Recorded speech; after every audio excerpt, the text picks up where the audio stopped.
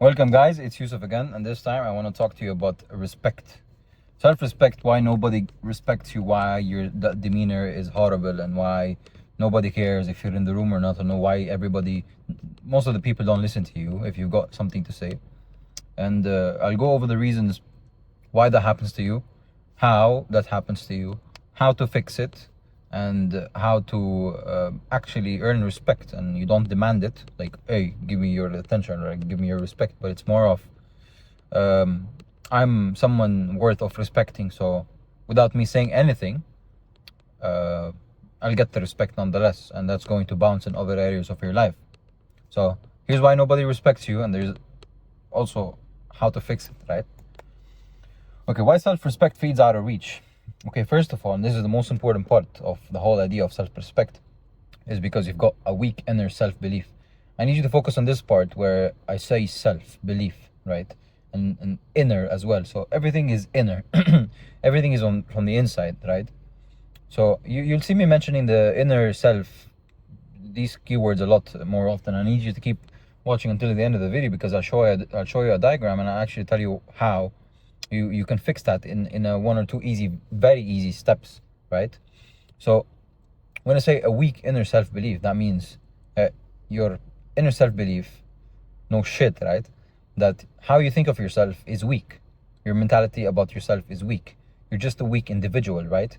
You think that nobody cares about you. You think that you've got no new ideas. You think that you're probably short. You think that people don't respect short people nonetheless. You think that you've done nothing worth of people respecting or talking about or even having a little bit of focus on. So why even give myself the chance to be heard or like seen in any way or form, right? And this weak inner self-belief comes from so many things, including trauma, right?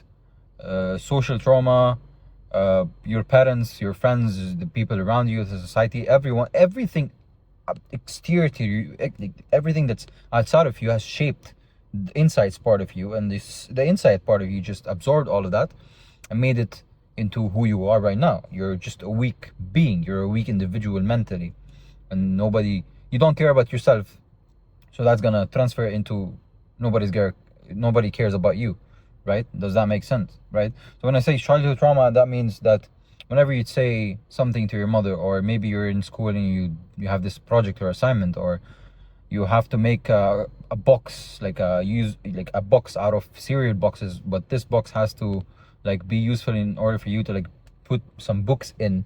It's some kind of recyclable project or like for a science subject or something, and then you get an A grade in it, or you get an achievement in it in school, but then you show it to your parents and they're like, well done, I guess. They just don't care enough, right? You weren't shown so much love and appreciation when you were young, right? You do this thing that you're so proud of, and then you tell everybody about, and then nobody's like, cool, bro. This is when you start being more of an introvert, or more of a, why would I bother showing my achievements to people? Or more like, I shouldn't work hard for anything anymore, right? It just ruins you badly in ways you probably don't imagine. And why you don't imagine that? Because this is you now. This is just the normal for you now. Not working hard enough for something, or you just don't boast or show off about something, or even you boasting or like showing off about something because you've got this insecurity of, I need people to see what I've done, right? So this is a big mistake as well. It's a double-edged sword, but yeah, there is no in between. You're just boasting and showing off because you're insecure, or you just don't care enough, and they're both bad, right? And the limiting, social programming as well is the same idea. You haven't had so many achievements, right? Whenever you ask a question in class, the teacher just responds to you as if you're an idiot. Like, why are you even here, right? It happened to me once in architecture school.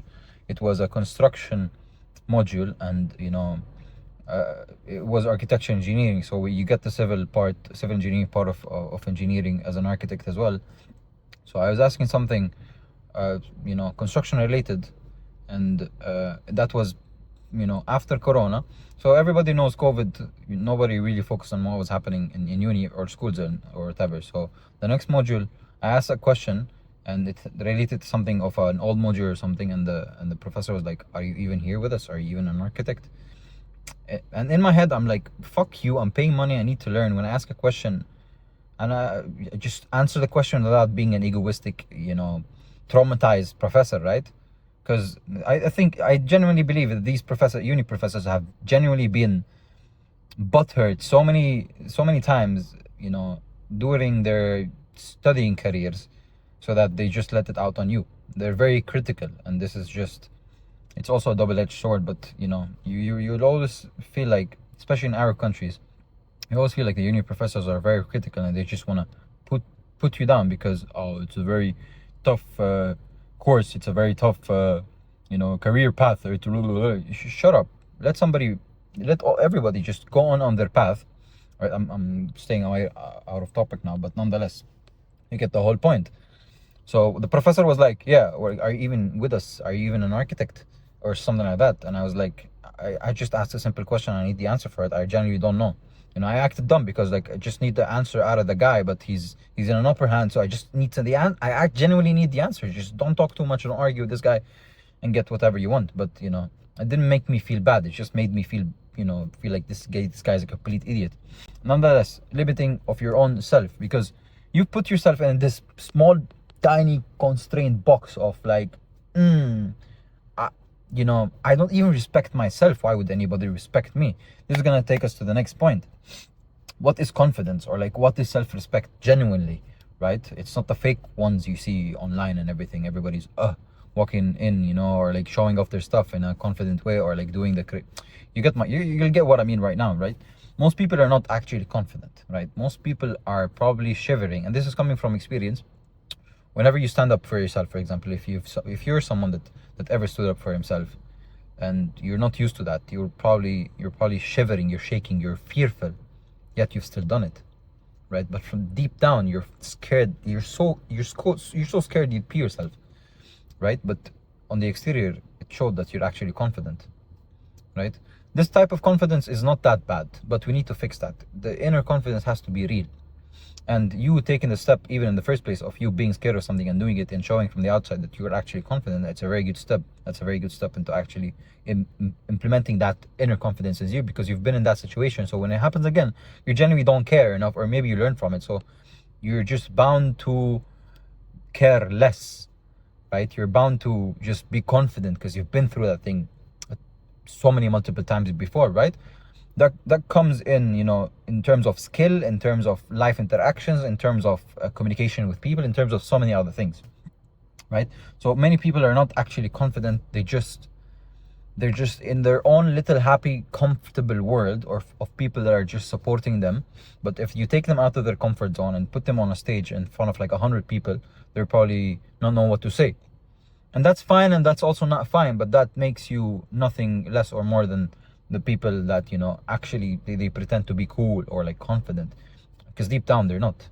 If they're put in a situation where they have to fight the person in front of them to protect the girl that they're with, or for example, or to protect whatever, or just because they have to fight, they're probably gonna shiver and just run away, right? These are all most of the influencers you see online. Even I don't think they'd even put up a fight with someone that they know that he's an actual fighter, because they don't have the experience around it. They're just confident because they're on their own bubble of comfort, so they know nothing bad's gonna happen to them. But in the case of something bad happening to you, you need to know how to actually handle it, right? You can't fake it till you make it. That was my previous point. If you've got a situation where you're fearful at from the deep down, then you go in and attack it, and from the exterior you show everybody that you're confident. Nobody really knows what's inside you, right? Unless you pee yourself, everybody's gonna see it. No one really knows what are you feeling. They just know that you took the action of being confident, and you went on that stage and talked to the people, right? Or you went up to the girl and talked to her, or you went to a group of guys and asked them for directions. I'm making this video because I've seen people who are just very, very scared and very, very awkward in life, and they're not fine with that. It's just too tough for them to actually have the effort, take the effort and change themselves, right? So that's that. Don't be fooled. As I said, many people are not actually confident. So, as well as the destruction of fear, by repetition, you get to destroy that fear, right? And I'm gonna make another video about it, because this also comes to the whole idea of social anxiety, right? They're all very interconnected, and it's all from the inside. So don't be fooled. Not everybody is confident. They're just confident and comfortable in their own small bubble. They're not deeply confident and happy with themselves. Take them out of the comfort equation, and they're just boring, useless people who are not really confident. They're weak-minded, physically and mentally, more than you can imagine, right?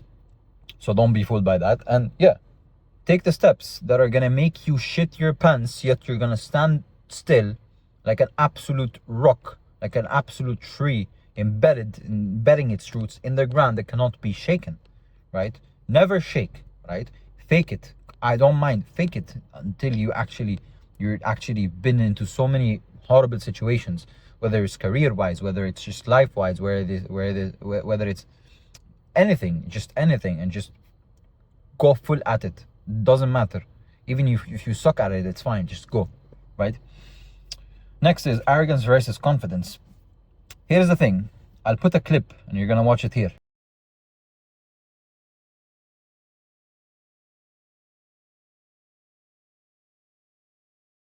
Look. So that clip was about a chef who is admiring another chef, as a very famous chef.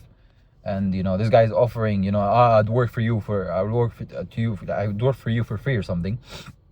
And then you're like, you're not arrogant enough. Show me you've got the balls that you actually can be in my kitchen and actually get the job done.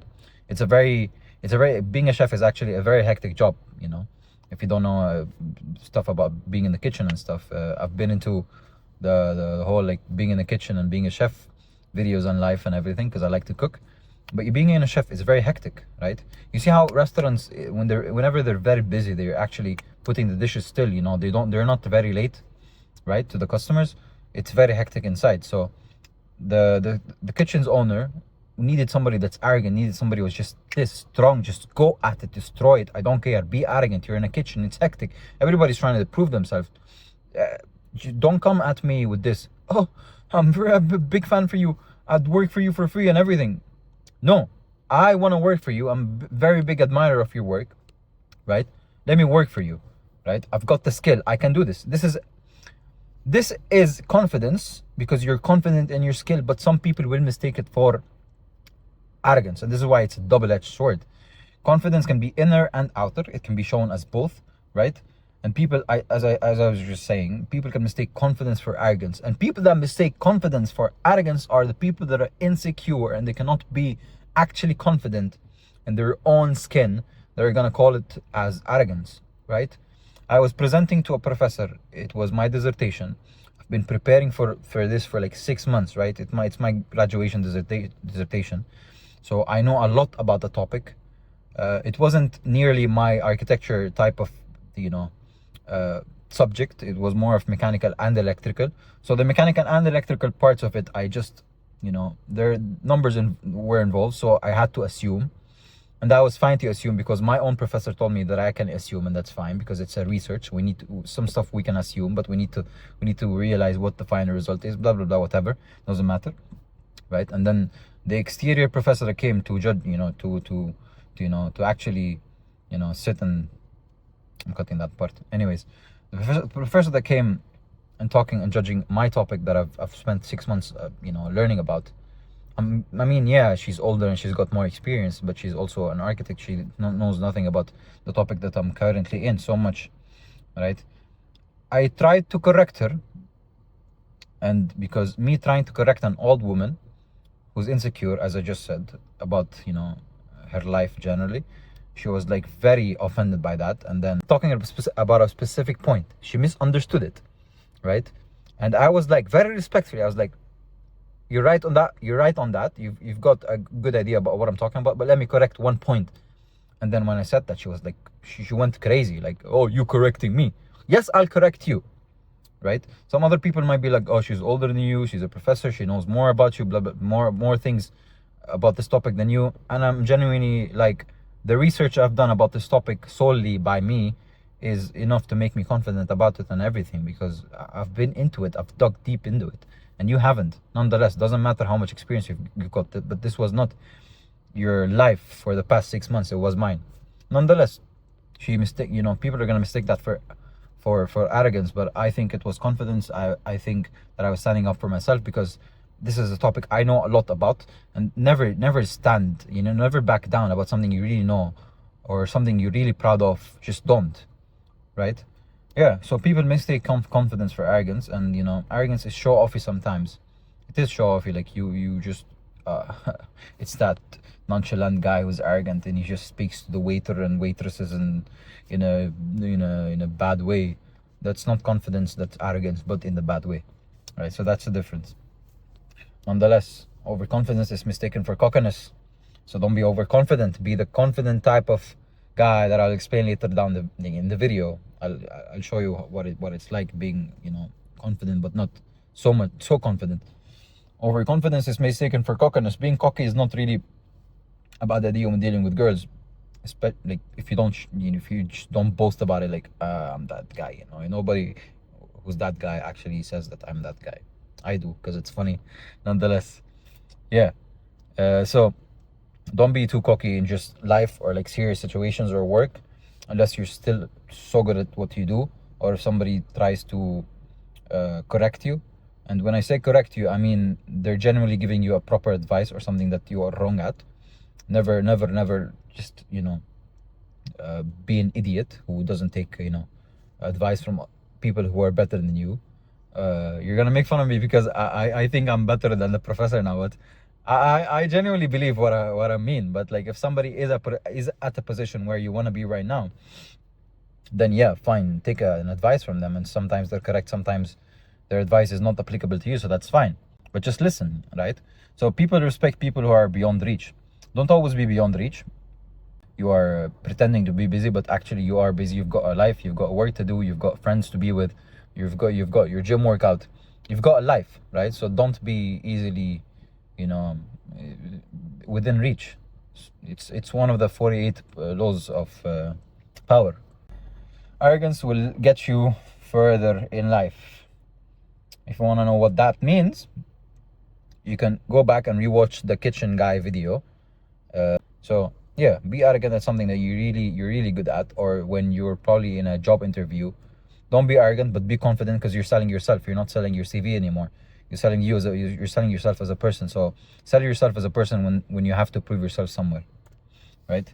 So the mindset shift. There is a shift in the mindset that you have to take. You have to stop apologizing and just start owning. You have to start owning who you are.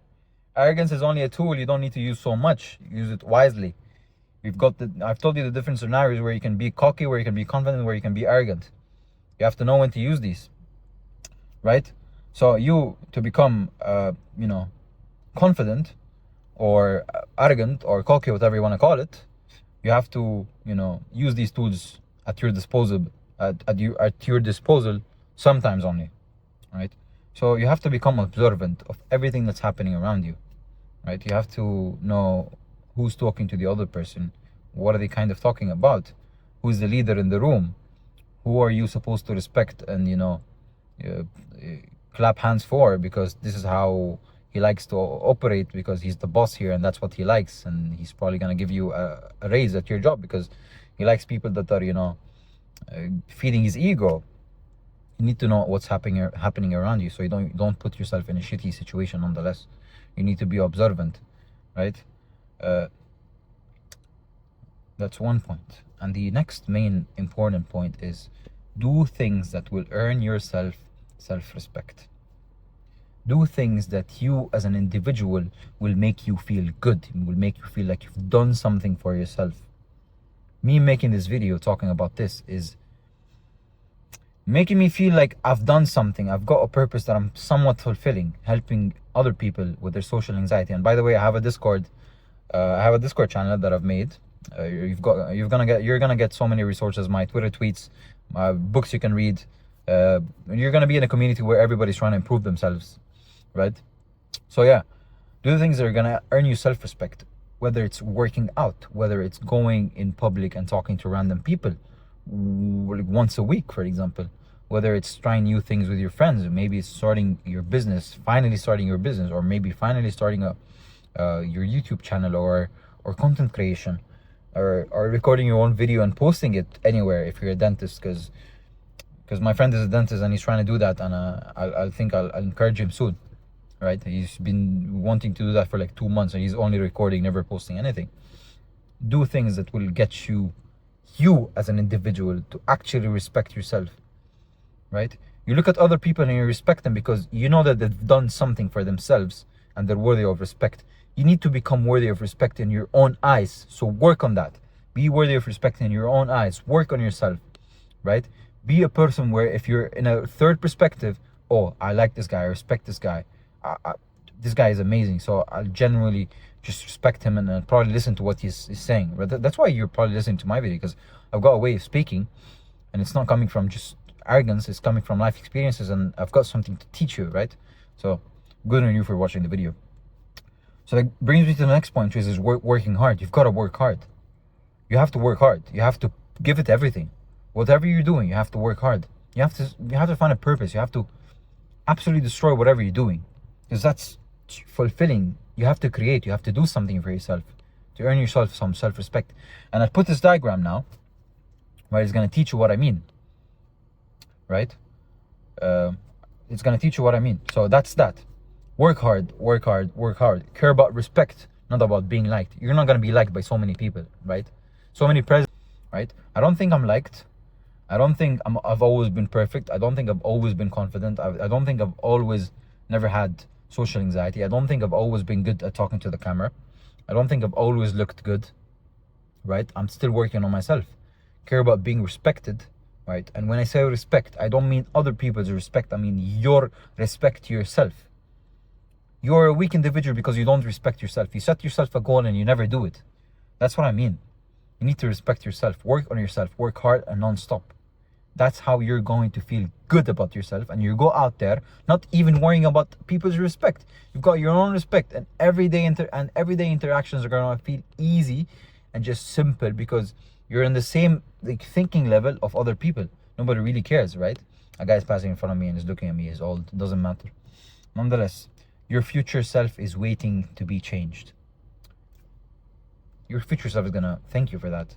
It's gonna thank you for taking this step and, asking for directions when you walk up to 5 random guys on a holiday, or like whenever you're going out. It's gonna thank you if you're stopping in a red signal and you make the guy beside you that's not even looking at you, somehow you grab his attention asking for road directions. You're gonna thank your future self when he's able to go up on a stage and give a perfect presentation to the rest of the company. You're gonna thank yourself when you see a girl you like and then you go and talk to her, and it could be something, the start of something beautiful. You're gonna be proud of yourself in the future if you start going to the gym and build your own body. Your future self is waiting to be changed. So please work on yourself, right?